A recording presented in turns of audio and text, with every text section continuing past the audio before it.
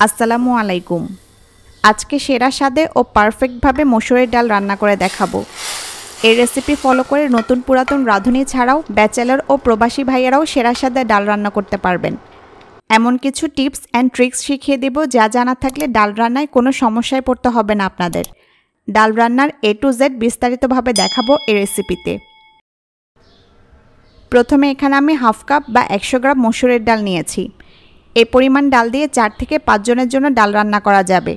আর ডাল অনেকে অনেকভাবে রান্না করেন, কেউ পাতলা আবার কেউ ঘন করে ডাল রান্না করে। আমি বেশি পাতলাও না আবার বেশি ঘন করেও ডাল রান্না করব না। যে ঘনত্বে ডাল রান্না করলে পারফেক্ট হবে সেভাবেই রান্না করব। বাজারে ছোট দানা বড় দানা বিভিন্ন সাইজের মসুরের ডাল পাওয়া যায়। আমি এখানে একেবারে ছোট দানার মসুরের ডাল নিয়েছি। এটা দামে বেশি হলেও সহজে সেদ্ধ হওয়ার পাশাপাশি স্বাদও ভালো হয়ে থাকে। আমি ডালগুলো একটা বাটিতে নিয়ে নিচ্ছি।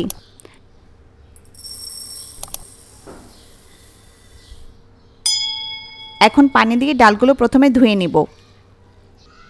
হাত দিয়ে একটু কচলে ধুয়ে নিচ্ছি। ধুয়ে নেওয়ার পর দেখুন পানিটা ঘোলা হয়ে গেছে আর অনেকগুলো শুকনো আবর্জনা পানিতে ভেসে উঠছে। এবার আমি পানিটা ফেলে দিব। ময়লা পানিটা ফেলে দিয়েছি। আবারও কিছু পানি ডালে দিয়ে দিচ্ছি।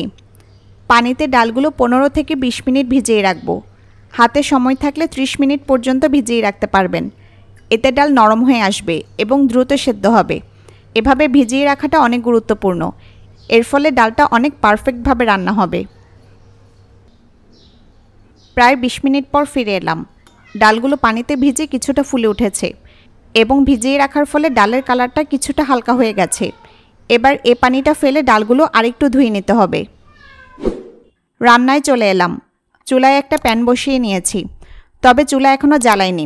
প্রথমে প্যানে ডালগুলো দিয়ে দিচ্ছি। এরপর দিচ্ছি পানি।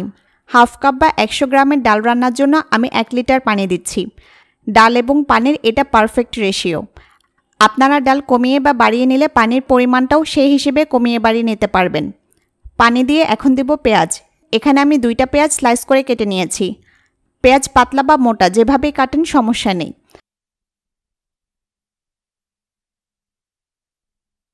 এখন দিচ্ছি রসুন। আমি 3 কোয়া রসুন কেটে দিয়ে দিচ্ছি। দিচ্ছি 2টা কাঁচামরিচ। মরিচগুলো মাঝখান দিয়ে ফালি করে নিয়েছি। ঝাল বুঝে মরিচ দিবেন। দিচ্ছি 1 চা চামচ হলুদ। হলুদ বেশি দিলে ডালে হলুদের গন্ধ থেকে যাবে, তাই হলুদ 1 চা চামচ বা তারও কম দিতে পারেন। লবণ দিচ্ছি 1 চা চামচ। আপাতত 1 চা চামচ দিলাম, পরে আরও দিব। এখন চুলা মাঝারি আঁচে অন করে দিব। নেড়ে সব কিছু মিশিয়ে নিচ্ছি। চুলা একেবারে বাড়িয়ে দিয়ে ডাল সেদ্ধ করা যাবে না। এতে দ্রুত পানি শুকিয়ে যাবে এবং ডাল ফুটে প্যানের বাইরে পড়তে শুরু করবে। তাই চুলার আঁচ মিডিয়ামে রেখে ডাল সেদ্ধ করতে হবে। এটা অবশ্যই মাথায় রাখবেন। এখন ঢেকে দিব। ঢেকে ডালগুলো সেদ্ধ করে নেব। প্রায় 20 মিনিট পর ফিরে এলাম। আমি চুলার মাঝারি আঁচে রেখে ঢেকে দিয়ে ডালগুলো সেদ্ধ করে নিয়েছি। আমি আপনাদের ডালটা একটু চেক করে দেখাই। দেখুন হাত দিয়ে চাপ দিতেই গলে যাচ্ছে। ডাল পুরোপুরি সেদ্ধ হয়ে গেছে। আপনাদের ডাল সেদ্ধ হতে আরও কম বা বেশি সময় লাগতে পারে। এটা ডালের ধরনের উপর নির্ভর করে। ডালগুলো সেদ্ধ হলেও দানা দানা আছে, তাই ডালগুলো গলিয়ে মিশিয়ে নেওয়ার জন্য আমি এখানে একটা ডাল ঘুটনি নিয়েছি। ডাল রান্নার জন্য খুব দরকারি একটা জিনিস। এটা দামেও কিন্তু অনেক সস্তা। 20 থেকে 30 টাকা দিয়ে ডাল ঘুটনি পাওয়া যায়। এখন আমি 2 হাতের মাঝখানে রেখে ঘুরিয়ে ঘুরিয়ে ডালগুলো গলিয়ে নিচ্ছি। খুব কমন ও সহজ একটা টেকনিক। আর যারা ব্যাচেলর ও প্রবাসী আছে তাদের কাছে অনেক সময় ডাল ঘুটনিটা থাকে না। তারা কিন্তু চামচ দিয়েও ডালগুলো গলিয়ে নিতে পারেন, তবে এতে সময় বেশি লাগবে। কয়েক মিনিট এভাবে ঘুটনিটা ঘোরানোর পর দেখবেন ডাল গলে একেবারে পানির সাথে মিশে গেছে।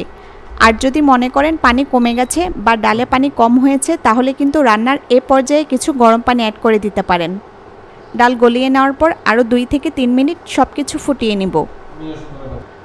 2 মিনিট পর ডালে আমি কিছু ধনেপাতা দিব, তবে এটা অপশনাল। ধনেপাতার ফ্লেভার পছন্দ না হলে না দিলেও চলবে। ধনেপাতাগুলো ডালে দিয়ে মিশিয়ে নিচ্ছি। আর এ পর্যায়ে লবণটা চেক করে নেবেন। লবণ আমি প্রথমে কম দিয়েছিলাম, আরও একটু লবণ লাগবে। আমি আরও 1 চা চামচের মতো লবণ দিয়ে দিলাম। আপনারা আপনাদের স্বাদ অনুযায়ী লবণ দিবেন। নেড়ে মিশিয়ে নিচ্ছি। আর এ পর্যায়ে চুলার আঁচ লো করে দিব। ডালে বাগার দেওয়ার জন্য অন্য একটা চুলায় প্যান বসিয়ে দিয়েছি। মিডিয়াম আঁচে প্যান গরম করে কিছু রান্নার তেল দিয়ে দিচ্ছি। 5 টেবিল চামচের মতো তেল দিয়েছি। তেলটা গরম হয়ে এলে দিব রসুন কুচি। কয়েক কোয়া রসুন আমি চিকন চিকন ও কুচি কুচি করে কেটে নিয়েছি। কাটাটা দেখে বুঝতে পারছেন। আর দিচ্ছি 2টা শুকনা মরিচ, ডাঁটসহ দিয়েছি। ডালে শুকনা মরিচ দেখতে ভালো লাগে তাই দিয়েছি, আপনারা চাইলে নাও দিতে পারেন। এখন অনবরত নেড়ে উপকরণগুলো ভেজে নিব। চাইলে এখানে আপনারা পেঁয়াজ কুচিও দিতে পারেন।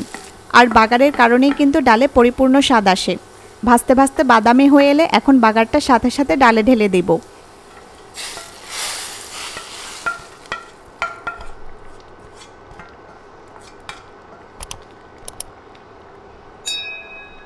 হালকা নেড়ে মিশিয়ে নিচ্ছি। ডাল রান্না কমপ্লিট। এখন চলে অফ করে দিয়ে ডালটা পরিবেশন করতে পারেন। আমার দেখানো স্টেপ ও টিপসগুলো ফলো করে যে কেউ পারফেক্টভাবে ডাল রান্না করতে পারবেন। কোনো প্রশ্ন থাকলে কমেন্টে লিখুন, আমি রিপ্লাই দেব। রেসিপিটি কেমন লাগলো জানাবেন। সবাই ভালো থাকুন, সুস্থ থাকুন। এ কামনায় আজকের মতো বিদায় নিচ্ছি। আল্লাহ হাফেজ।